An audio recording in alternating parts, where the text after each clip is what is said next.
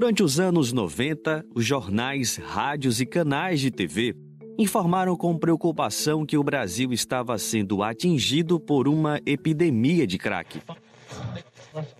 O país é o que mais consome crack no mundo, com pelo menos 1 milhão de usuários. As capitais brasileiras têm 370 mil usuários de crack. O país é o maior mercado do mundo para o crack e o segundo para a cocaína.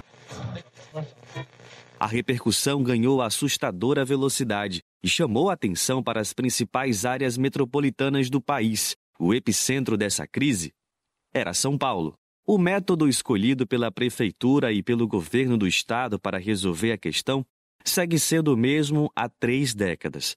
O poder público optou pela repressão e a polícia foi o principal instrumento dessa política.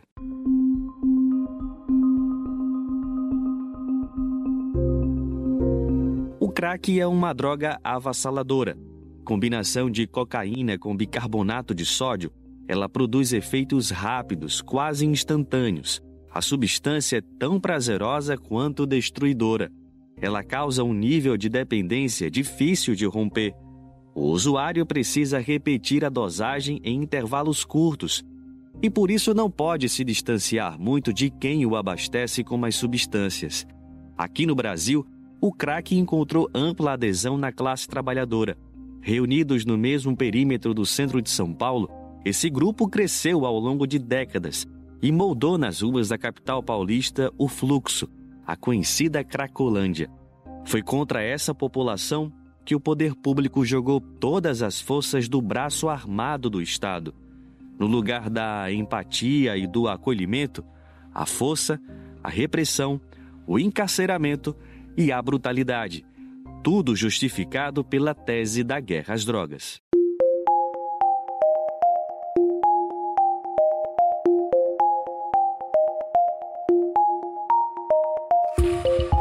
Esse podcast vai contar a história desse território e das pessoas que habitam esse lugar. A nossa equipe circulou ao longo de meses por essas vias que se transformaram na maior cena de uso de drogas do país para mostrar e contar que em meio àquelas imagens de medo e violência, também há sonhos, arte e vida. Há um território em fluxo.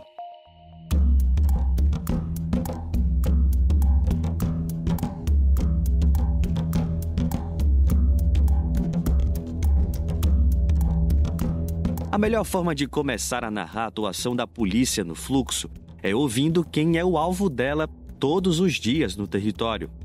Nessa busca, nós conhecemos Laura Cruz.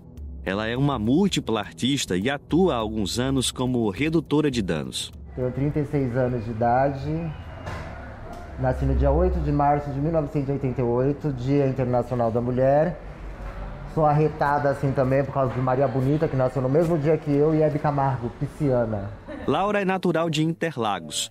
Morou lá até os 28 anos de idade. Agora ela vive no fluxo. Ao contrário do que muitos se imagina, ela não usa crack. Mas por causa do preconceito com a orientação e a identificação como mulher trans, o único local de acolhimento que encontrou foi nas ruas do centro de São Paulo, ali, lado a lado com a população da Cracolândia. Eu tinha meus problemas familiares de não aceitação por ser uma mulher trans e acabei chegando em situação de rua. E aí acabei vindo para o centro sem imaginar, por ter mais possibilidades de pessoas não me conhecerem e lugares para poder ficar, como abrigos, albergue, por aí, para tentar me levantar, né? Laura cresceu apaixonada por arte, sobretudo pela música. Gostava de imitar os artistas e nas vezes em que soltava a voz, percebia o entusiasmo dos ouvintes. Eu já tinha alguma relação com a arte, alguma coisa dentro de mim que mexia, eu sentia isso desde pequena. O que me trouxe liberdade foi quando eu cheguei em situação de rua, de eu poder ser quem eu menos esperava que eu seria. Laura Cruz hoje, ter o nome que eu tenho, o respeito, um trabalho social também. E a rua me trouxe essa liberdade de eu poder ser quem eu era realmente. Eu descobri quem que realmente eu era, que é a Laura Cruz, né?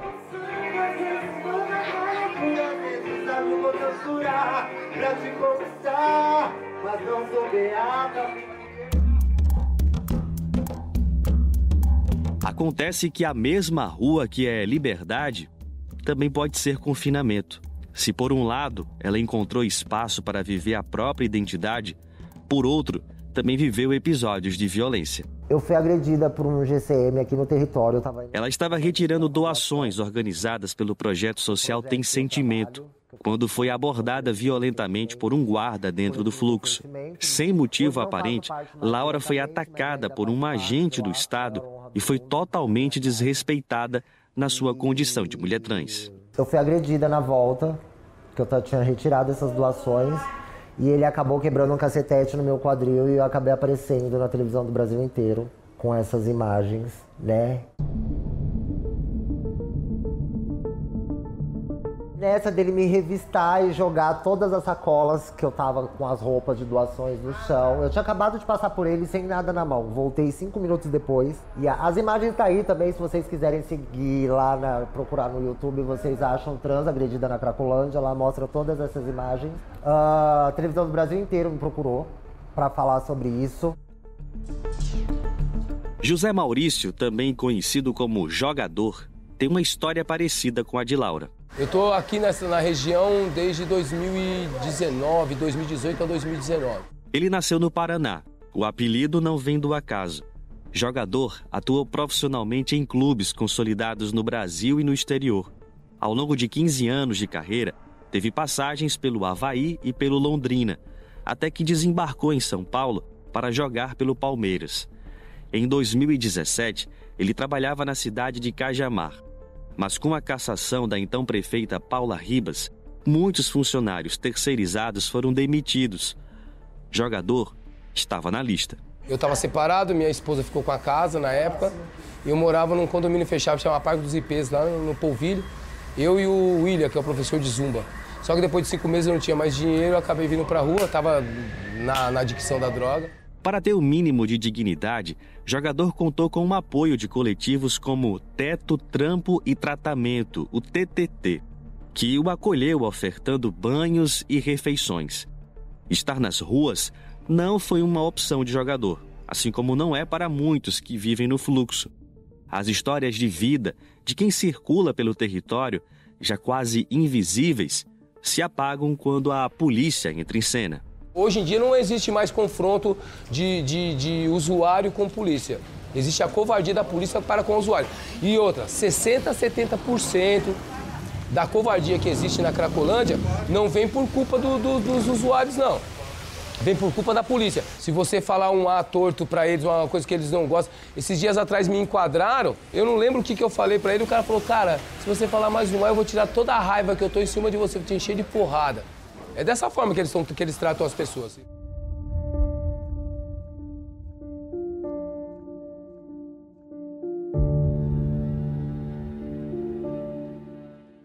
Os relatos de violência no fluxo são recorrentes. Jogador, inclusive, percebe que as estratégias das forças de repressão estão cada vez mais agressivas. Hoje em dia eles já estão mirando o rosto dos caras, eles já não miram mais a perna igual eles miravam antigamente, o tórax não. Eles miram o olho, entendeu? Das pessoas, o rosto, eles só estão mirando na face, eles estão dando tira na face. No momento em que produzimos este podcast, o fluxo foi alvo de mais uma operação. No dia 13 de maio de 2025, data em que se celebra o fim da escravidão no Brasil, o território entre as ruas General Couto Magalhães e Protestantes amanheceu vazio. Creio que todo paulistano levou um susto nessa semana quando amanheceu com as ruas ali da Cracolândia, no centro de São Paulo, vazias. Um dia após os usuários de drogas desaparecerem da região da Cracolândia e do prefeito Ricardo Nunes dizer que ficou surpreso com a notícia, nossa equipe flagrou vários dependentes químicos na região central. Dias antes, aquelas ruas eram ocupadas por mais de 200 dependentes químicos.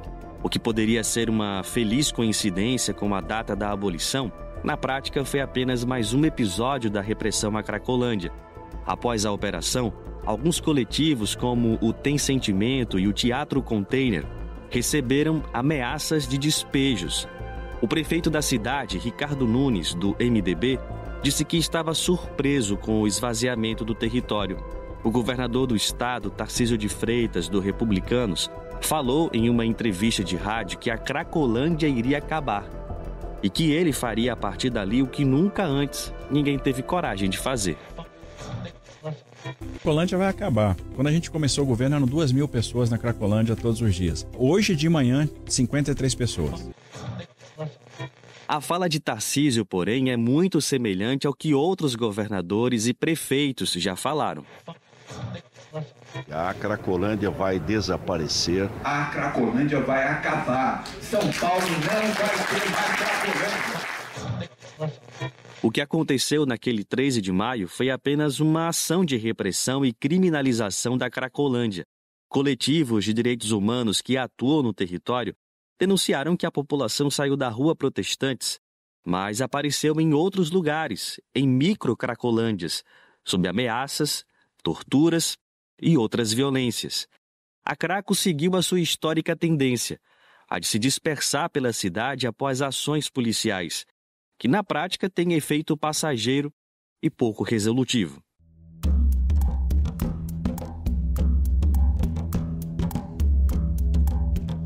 A repressão policial é uma estratégia adotada desde a origem da Cracolândia. No final dos anos 90, no governo do prefeito Celso Pitta, foi instalada a primeira base da polícia no território. Pitta também apostou literalmente na higienização. A prefeitura queria desinfetar as ruas para combater o tráfico. A justificativa é que os traficantes usavam entulhos e lixos para se esconder da polícia. Ano a ano, as operações cresciam, quase que na mesma proporção do fluxo. Na sequência, o governador Mário Covas apostou na Operação Tolerância Zero. Em 2008, já no governo Kassab, o fluxo chegou a ocupar 28 quarteirões do centro da cidade, segundo a Folha de São Paulo.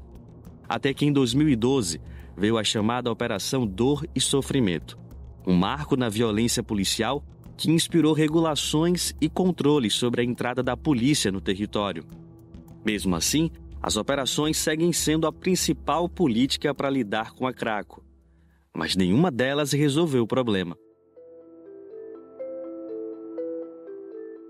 O promotor do Ministério Público de São Paulo, Arthur Pinto, atuou em diversas iniciativas para proteger os direitos humanos da população da Craco, sobretudo na área de saúde. Ele discorda das operações violentas e diz que esse tipo de atitude é uma decisão política, uma escolha. Hoje, se você for lá na região ali central, você vê a mesma coisa. GCM violenta, GCM descumprindo lei, batendo nas pessoas, revistando aleatoriamente todo mundo, como se todo mundo que estivesse ali fosse bandido. É uma cena de horror. Quando se elaborou a Constituição de 88, se pensava numa guarda civil cidadã, uma guarda civil que fosse amiga da sociedade e não violenta contra a sociedade. Quando você pega um governo que põe comando na GCM, ela age de uma maneira. Este comando atualmente é o seguinte, é pau. Quem lê e ouve as notícias pode não acreditar, mas a Guarda Central Metropolitana, a mesma GCM que hoje usa da violência, já teve outra face de atuação. Quem conta é Benedito Mariano, ex-ouvidor da Polícia Militar de São Paulo e ex-coordenador da Inspetoria de Redução de Danos da GCM. Ele relembra que a inspetoria atuava pela perspectiva da redução de danos. Essa conduta, segundo ele, ajudava a reduzir os conflitos que hoje parecem ser incentivados e orientados pelo poder público. A repressão sistemática anda de mãos dadas com a corrupção, né? Então vivemos um momento muito difícil do ponto de vista da gestão municipal, né? E a tendência é que não temos solução a curto prazo, porque o que estão fazendo não vai diminuir a distribuição de droga na Cracolândia, porque não tem uma atuação de inteligência contra os traficantes, né? E não tem uma política sistemática de saúde pública, porque dependente químico tem que tratar como um problema de saúde pública e não com cacetete e bala de borracha.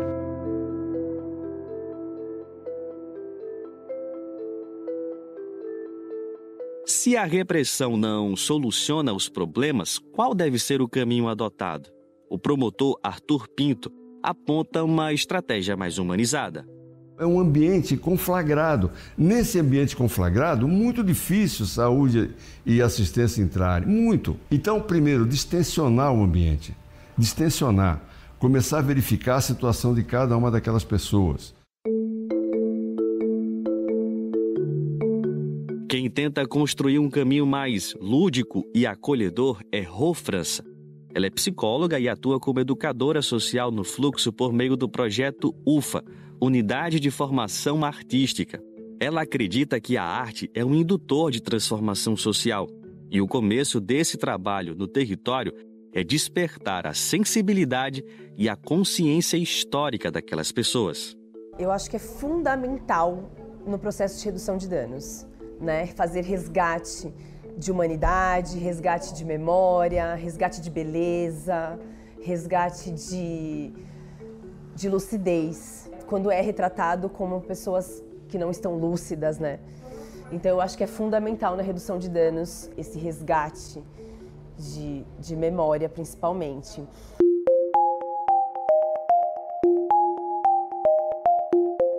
No próximo episódio, a gente vai saber como a oferta de serviços de saúde podem ser cruciais para aliviar a tensão no território e trazer melhorias para a vida de quem circula pelo fluxo.